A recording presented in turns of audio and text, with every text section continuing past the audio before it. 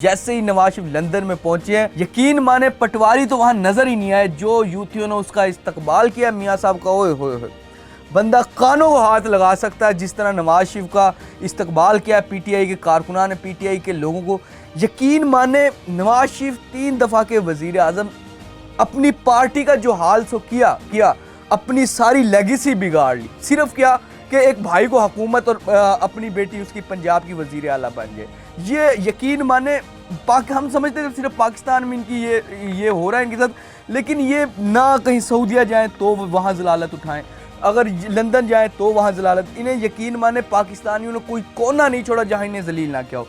वरना नवाज शरीफ वो ये जिन्होंने जिस तरह की पॉपुलरिटी आज इमरान खान की है, जरदारी के दौर में नवाज शरीफ की भी इसी तरह पॉपुलर थे और लोग नवाज शरीफ को इसी तरह पूछते थे। सीधी जो बात करें, जिस तरह आज इमरान खान के फॉलोअर्स समझते हैं, पूछते हैं इमरान खान को, इसी तरह नवाज शरीफ को भी लोग पूछते थे।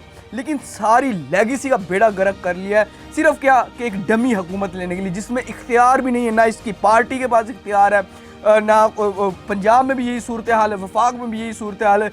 इन्हें 24 घंटे में से 23 घंटे ब्लैकमेल करती इनकी पार्टी को दूसरे लोग जो असल में हुक्मरान है इस मुल्क के। इतना अच्छा वोट को इज्जत दो का नारा लगाया था, सारी इनके पास एक मोमेंटम बना हुआ था, पार्टी को स्ट्रॉन्ग कर सकते लेकिन खुद को। लेकिन जिसको रब चाहे उसको इज्जत मिलती है और जिसको रब ना चाहे उसको इज्जत नहीं मिलती।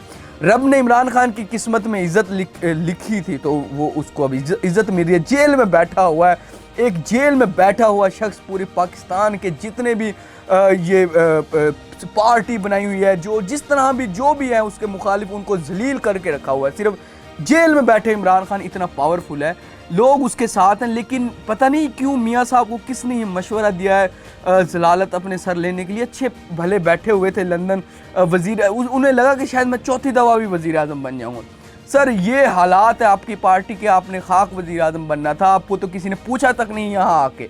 आपके जिन्होंने जिसको बनाना था आपके भाई को उन्होंने बना दिया, पार्टी उनको टेक ओवर करवा दी। अब आप जलील होते हुए यहाँ पे आए और जलील होते हुए चले गए, क्या पाया मियाँ साहब? बहरहाल ज़्यादती है, एक 3 दफ़ा का प्राइम मिनिस्टर हो और इस तरह जलालत उसके नसीबों में हो तो बड़ी अफसोस और दुख की बात है। बेटी सीएम है और भाई प्राइम मिनिस्टर है, लेकिन फिर भी मुल्क के अंदर भी मुल्क के बाहर भी सिर्फ जलालत ही अपने सर ली हुई है। पता नहीं कौन इनको मशवरे देता है, इस तरह के आइडियाज़ देता है पीएमएलएन को। खैर दुखी, हमें भी दुख होता है कि एक इस मुल्क का 3 दफ़ा का वज़ीर आज़म, उसके साथ ये सब कुछ हो रहा है। दूसरे नाज़रीन, एक बड़ी ना अजीब सी, चाहे वो जब जनरल बाजवा आए थे ये आर्मी चीफ बने थे, तो एक है मौलवी साहब, वो हमें बताते थे कि जनरल बाजवा इंडिया का एक गाना भी इंडिया का नहीं सुना हुआ। जनरल बाजवा इंडियन गाने सुनता ही नहीं है, तो हज्जत गुजार है, 5 टाइम की नमाज पढ़ता है। लेकिन जो हालात हुए हैं वो आपके सामने है। जिस तरह की उन लोगों के जो 6 साल का टेन्योर रहा है जब वो आर्मी चीफ रहे हैं, जो हालात उन्होंने बना दिए थे मुल्क के आपके सामने है। अब पता नहीं कौन से इंडियन गाने सुनता था या नहीं सुनता था, लेकिन बाकी नमाज़ों का तो रब जानता है। लेकिन इसी तरह की अब हमें जो बताया जा रहा है वो ये बताया जा रहा है कि जो याहिया आफरीदी हैं, chief justice of Yahya Afridi, जो इस टाइम सुप्रीम कोर्ट के चीफ जस्टिस बने हैं, सर वो मोबाइल भी यूज़ नहीं करते। वो छोटा मोबाइल नोकिया 110, आपने देखा होगा जब हम छोटे होते थे तो वो जिसमें सांप वाली गेम होती थी, वो वाला मोबाइल यूज़ करते हैं। लेकिन देखते वो बाहर के सीज़न है, पाकिस्तान की चीज़ें नहीं देखते, वो इंटरनेशनल सीज़न देखते हैं। वो देखते हैं नेटफ्लिक्स देखते होंगे, अमेज़ॉन प्राइम देखते होंगे, वो बाहर के सीज़न देखते हैं। पाकिस्तान का तो देखते ही कुछ नहीं है ना, क्योंकि काजी फैज़ ईसा साहब चले गए हैं, चले जाना है। इधर रहना तो मैंने और आपने है ना, हमने रहना इस मुल्क में, बाकियों ने तो चले जाना है ना।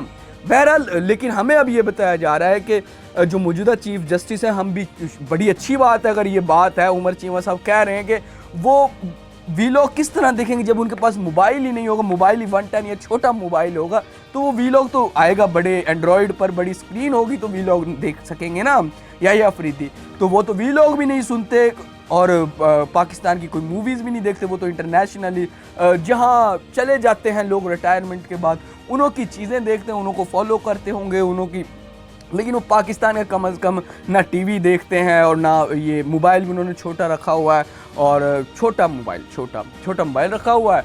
और एंड्रॉयड उनके पास है नहीं है। इससे साबित होता है कि वो किसी के वीलॉग नहीं देखते होंगे। उन्हें मतीउल्लाह जान का कभी उन्होंने वीलॉग नहीं देखा होगा, असद तूर का कभी उन्होंने याह्या अफरीदी ने वीलॉग नहीं देखा, क्योंकि मोबाइल ही नहीं है। हमें उमर चीमा साहब बता रहे हैं मोबाइल ही नहीं है, तो उनके पास तो फिर किसी का वीलॉग नहीं पहुंचता होगा। हसनात मलिक का भी, साकिब बशीर का भी वीलॉग नहीं पहुंचता होगा। बहरहाल वो नहीं देखते होंगे, अच्छी बात है अगर याह्या अफरीदी साहब नहीं देखते और अच्छे फ़ैसले करेंगे, लेकिन पता जब तब चलेगा तब ये फ़ैसले करेंगे। जो जज होते हैं उनके फ़ैसले बोलते हैं, और उनकी बाकी जो मर्ज़ी है वो देखते हैं, या मोबाइल छोटा चलाते हैं, बाहर की सीरीज़ देखते हैं, नेटफ्लिक्स कुछ और अमेज़ॉन प्राइम कुछ चलाते होंगे, तो लेकिन उनके फ़ैसले बताएंगे कि वो क्या देखते हैं क्या नहीं देखते, क्या करते हैं क्या नहीं करते।